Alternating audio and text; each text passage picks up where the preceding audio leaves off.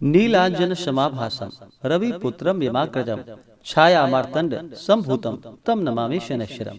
जय श्री शनिदेव, जय श्री राधे कृष्ण।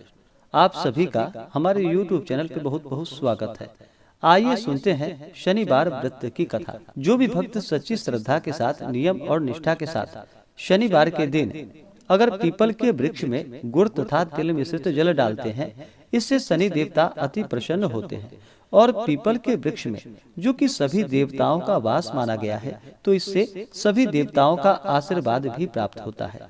शनिवार के दिन विशेष प्रकार से शनिदेव को प्रसन्न करने के लिए शनिदेव के ऊपर सरसों का तेल चढ़ाए या तिल के तेल में अपना मुख देख करके उस तिल के तेल का दान करे।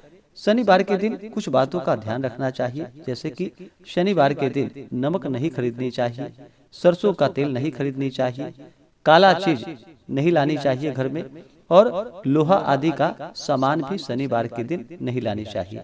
शनिवार के दिन जो भी शनिवार का व्रत करते हैं, उन्हें इस दिन पूर्ण श्रद्धा भक्ति भाव के साथ शनि देवता का पूजन करना चाहिए, क्योंकि शनिदेव जो कि न्याय प्रिय देवता माने जाते हैं, कर्म फलदाता और दंडनायक शनिदेव हैं।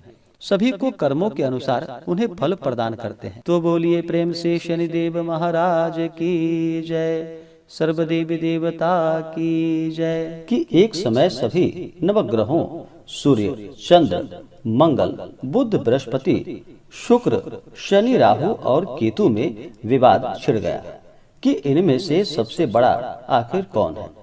सभी आपस में लड़ने लगे और कोई निर्णय न होने पर देवराज इंद्र के पास निर्णय कराने के लिए सभी नवग्रह पहुँचे।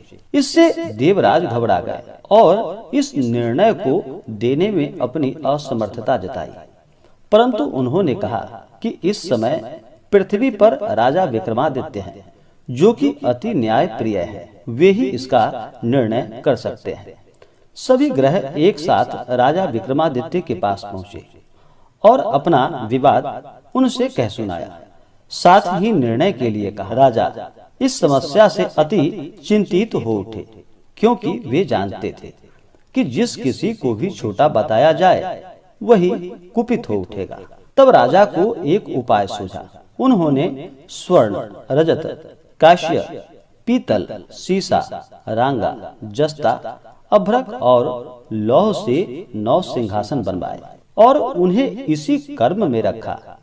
फिर उन सबसे निवेदन किया कि आप सभी अपने अपने सिंहासन पर स्थान ग्रहण करें। जो अंतिम सिंहासन पर बैठेगा वही सबसे छोटा माना जाएगा। इस अनुसार लौह सिंहासन सबसे बाद में होने के कारण शनिदेव सबसे बाद में बैठे, तो वह सबसे छोटे कहलाए। उन्होंने सोचा कि राजा ने यह जानबूझकर किया है। उन्होंने कुपित होकर राजा से कहा कि हे राजा, तू मुझे नहीं जानता। सूर्य एक राशि में 1 महीने तक, चंद्रमा 2.25 महीने तक 2 दिन तक, मंगल 1.5 महीने तक, बृहस्पति 13 महीने व बुध और शुक्र 1-1 महीने विचरण करते हैं। परंतु मैं 2.5 से 7.5 साल तक रहता हूँ। बड़े बड़ों का मैंने विनाश किया है।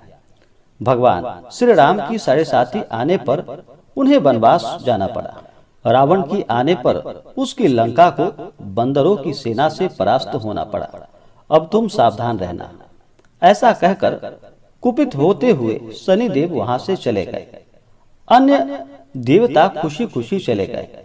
कुछ समय के बाद राजा की 7.5 आई। तब शनिदेव घोड़ों के सौदागर बनकर वहां आए। उनके साथ कई बढ़िया घोड़े भी थे। राजा ने यह समाचार सुनकर अपने अश्वपाल को अच्छे घोड़े खरीदने की आज्ञा दी। उसने कई अच्छे घोड़े खरीदे व एवं सर्वोत्तम घोड़े को राजा को सवारी हेतु दे दिया। राजा यूं ही उस पर बैठा, वह घोड़ा सरपट वन की ओर भाग चला। भीषण वन में वह पहुंचा और वहां से अंतर्ध्यान हो गया और राजा भूखा प्यासा भटकता रहा। तब एक ग्वाले ने उसे पानी पिलाया। राजा ने प्रसन्न होकर उसे अपनी अंगूठी दे दी। वह अंगूठी देकर राजा नगर को चल दिया और वहां अपना नाम उज्जैन निवासी वीका बताया। वहां एक सेठ की दुकान में उसने जल इत्यादि पिया और कुछ विश्राम किया। भाग्यवश उस दिन सेठ की बड़ी बिक्री हुई। सेठ ने उसे खाना खिलाने के लिए कहा कि आओ मेरे साथ, मैं तुम्हें अपने घर ले चलूं और वहां पर खाना खिलाऊंगा। तब राजा उस सेठ के साथ चले गए और जब उसके घर में गए तो वहां देखा कि एक खूंटी पर एक हार टंगा है, जिससे कि खूंटी निगल रही थी। थोड़ी देर में पूरा हार गायब था। तब सेठ के आने पर देखा सेठ ने कि हार गायब हो चुका है। उसने समझा कि वीका ने ही उसे चुराया है। उसने वीका को कोतवाल के पास पकड़वा दिया। फिर राजा ने भी उसे चोर समझकर उसका हाथ पैर कटवा दिया और वह चौरंगिया बन गया और नगर के बाहर उसे फेंकवा दिया गया। वहां एक तेली वहां से निकल रहा था, जिसे कि उस पर दया आई और उसने वीका को अपनी गाड़ी में बिठा लिया। वह अपनी जीभ से बैलों को हाँकने लगा। उस काल राजा की शनि दशा समाप्त हो गई। वर्षा काल आने पर वह मल्लहार गाने लगा। तब वह जिस नगर में था वहां की राजकुमारी मन भावनी को वह इतना भाया कि उसने मन ही मन प्रण कर लिया कि वह उस राग गाने वाले से ही विवाह करेगी। उसने दासी को ढूंढने के लिए कहा। दासी ने बताया कि वह एक चौरंगिया है, परंतु राजकुमारी ना मानी। अगले ही दिन उठते ही वह अनशन पर बैठ गई कि विवाह करेगी तो उसी से करेगी। उसे बहुत बार समझाया गया, लेकिन जब वह ना मानी तो राजा ने उस तेली को बुलाकर और विवाह की तैयारी करने को कहा। फिर उसका विवाह राजकुमारी से हो गया। तब एक दिन सोते हुए स्वप्न में शनिदेव ने राजा से कहा कि राजन, तुमने देखा मुझे छोटा बताकर तुमने कितना दुख झेला।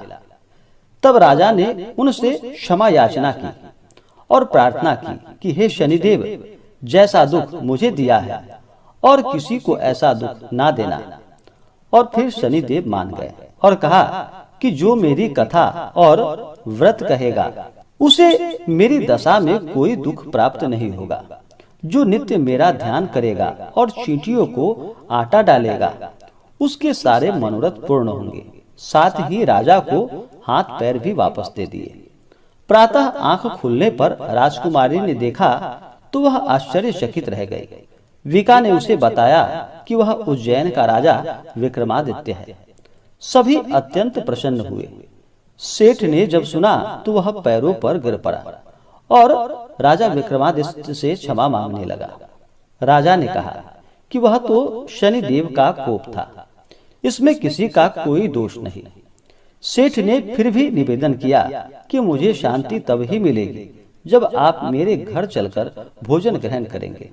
सेठ ने अपने घर नाना प्रकार के व्यंजनों से राजा का सत्कार किया। साथ ही सबने देखा कि जो खूंटी हार निगल गई थी वही अब उसे उगल रही थी। सेठ ने अनेकों मोहरे देकर राजा का धन्यवाद किया और अपनी कन्या श्री कंबरी से पानी ग्रहण का निवेदन किया।